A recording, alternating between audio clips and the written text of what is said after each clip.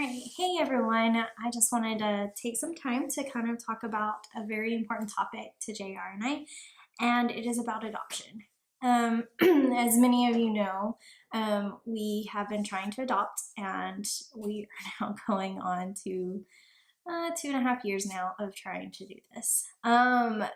One thing I really wanted to talk about is kind of like everybody sees the adoption videos that are posted and they're just absolutely beautiful, and I'm the one that's like bawling my eyes out after I see them and everything. But what people don't know is like before that moment, like before they get those kids, before they meet them, the very difficult and hard journey that we've had to go through in order to get to that point. Nobody sees the wait time. Nobody sees the heartbreak. Nobody sees the possibilities that come to you during that time. And I'm just gonna kind of share with y'all of like some of the thoughts, the hurts, just everything that goes through this process. It is an absolutely beautiful thing, and I know in the end it's just going to be a beautiful story once we get our child. And hopefully that'll be this year. I don't know. We shall see. Like I said before, adoption is beautiful, but it's hard. So, like, some of the misconceptions that people don't understand about is the fact of it's not as simple as it looks. I know every week the news usually, focuses on one kid that they're trying to find a family for and everything. And what's so heartbreaking is that unless you have your homesteading, unless you've had your trainings and stuff, it's not as easy as like, yeah, I'm interested in that kid. That's who I want. There's a long process. And that's what is so frustrating. I can't tell you the numerous times I've been emailed on Facebook of, hey, this agency is looking for adoptive families, like right now. That's great and all. But the process, by the time you got through everything, they may not be available at that time. Now, right now, we're at a position, we have our homesteading now. We've gotten through all the paperwork. We are literally in that process of just waiting for a call. And and I will say it's been 4 months since we've got our home study. So like at first it was like, oh my gosh, we finally got our home study. After 2 years of waiting, we finally have our home study. It's gonna be any day now. And then the disappointment kind of starts setting in. But also during that time, God's really worked on me, but that's another story. So the other part is like, there's so many options. You can do infant adoption, like what we're doing. You can do foster to adopt. You can do foster. You can do domestic adoption. You can do international adoption. There's so many adoption opportunities. And another, that goes into also like agency wise, like you have to be careful about what agency you go through. And the reason I say that is because once we started getting into it, we realized we really want an agency that's not in it for the money. Unfortunately, our first agency we started to go through, well, it ended up being that way. At first, it got you all excited at the orientation, and it's like, oh, look what we can do to help you, and we're going to help you, and all of that, and then all of a sudden, once we tried to start the paperwork, because we were not getting the money in fast enough and doing it the way they wanted it, it was like, oh, well, we need you to step aside. That's exactly what I got called on, is they told me, we have other families waiting, we need you to step aside until you can afford to do this. My heart literally shattered that day. But it's so funny because even though I was so devastated, we had like a few calls that day of possibilities as far as like, hey, there might be a situation where someone might be looking for an adoptive family. And it was just kind of like God's way of saying, this wasn't where I wanted you. I have a plan. So then we checked into other options and other ways of adopting. and it just didn't work out. And then we found the agency where we're at now, where it's a ministry, and really they don't make money off of the adoptions. I mean, they keep the costs really low and everything, but their main goal is to minister to the mothers and also adoptive families. And while they may not place that many babies, their main goal is ministry, and you can feel that when you go there. You didn't want to leave. You could feel the presence of God. And like some agencies, I mean, that's not the case. It's all about the money. It's all about other, and I'm not saying all agencies are that way, but you can tell which ones are and which ones are not in it to make the money, that they really are about helping the families and all that. Yes, adoption does cost. And depending on which way you go, depends on how much it is. I mean, and yes, there's a whole other aspect with like foster to adopt, and we had considered that, but we just didn't feel like that was what we were meant to do. And I mean, every adoption is so different. I've had, and I appreciate people trying to, those that are not familiar with adoption, like trying to encourage us and, trying to help us find different ways and everything. And I've had some friends who have adopted, and they were just like, when you think it's going to be around this time, just, don't be discouraged if it's going to be even longer. And that has been the hard part.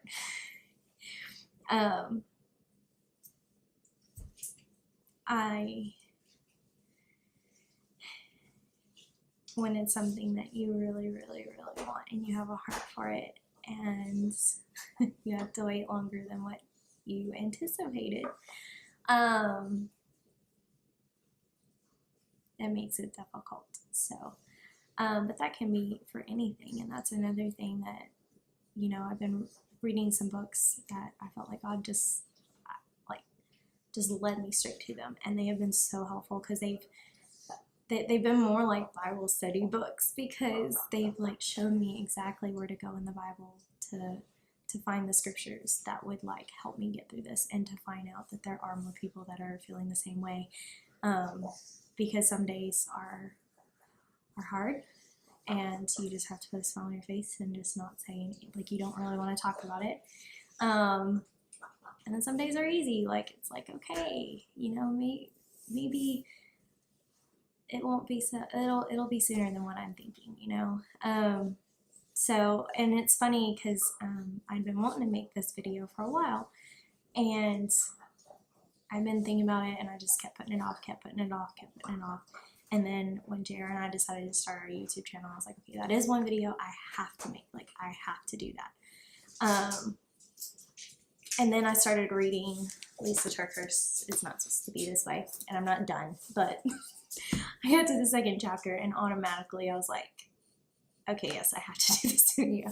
Because I just wanted to, there was one certain area that it felt like exactly what I'm dealing with, like right now, like the thoughts, everything. And it was in the second chapter on page 23, when she said,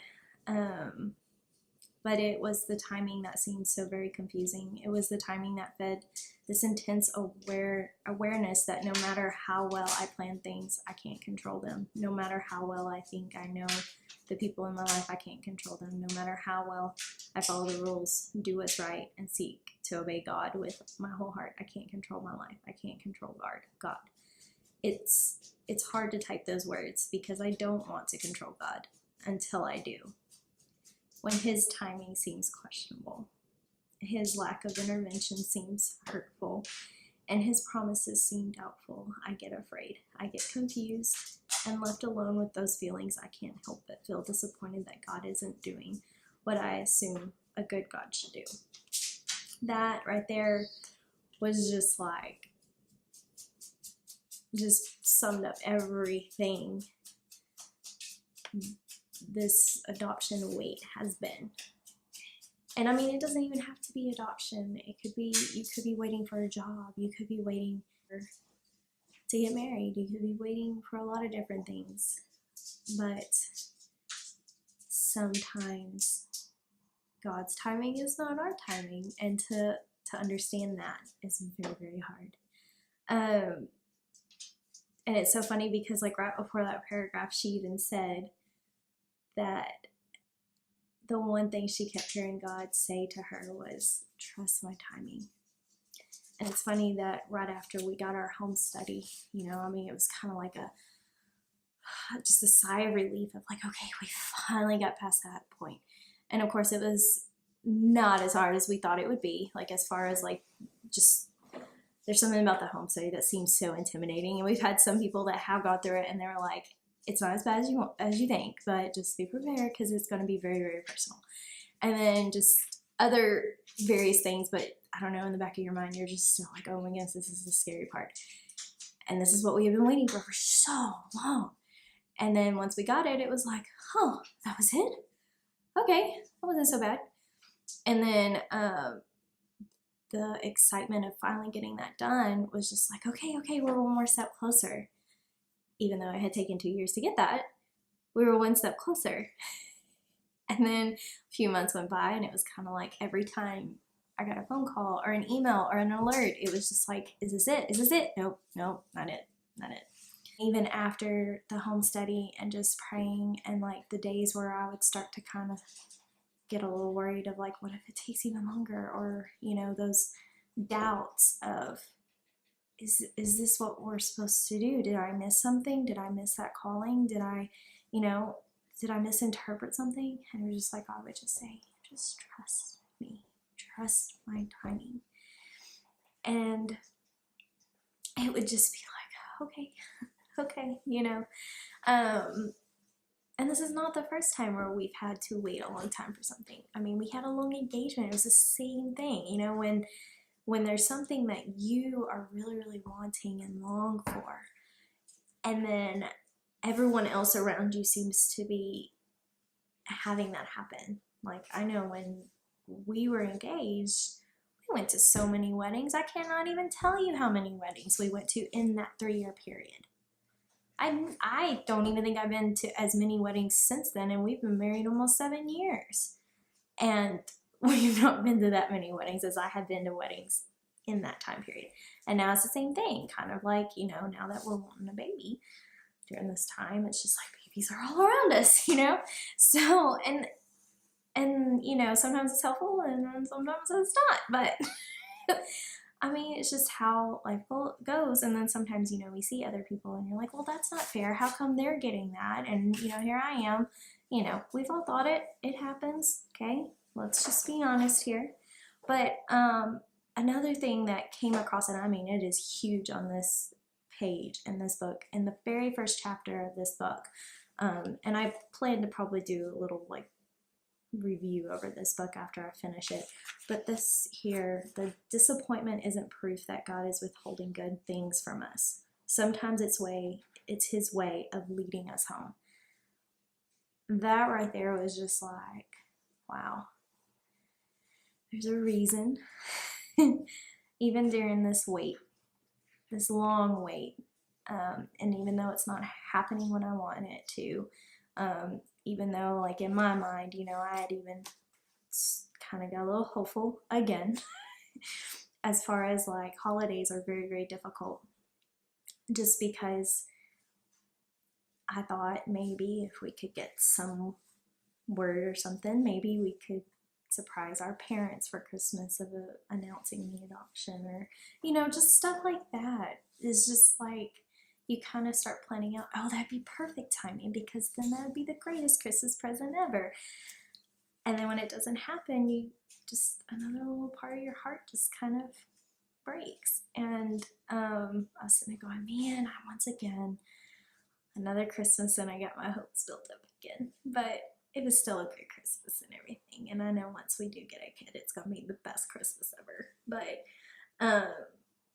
just little things like that. It's just, I know I'm not the only one, and it, like I said before, it doesn't even have to be like us, with us waiting for a baby. It could be the waiting on that job, or an exam, or, whatever it is, like there's so many people that are going through their wait periods, and the problem is we don't know how long it is. And I think what else is hurtful too is you start to worry about when other people ask you and stuff.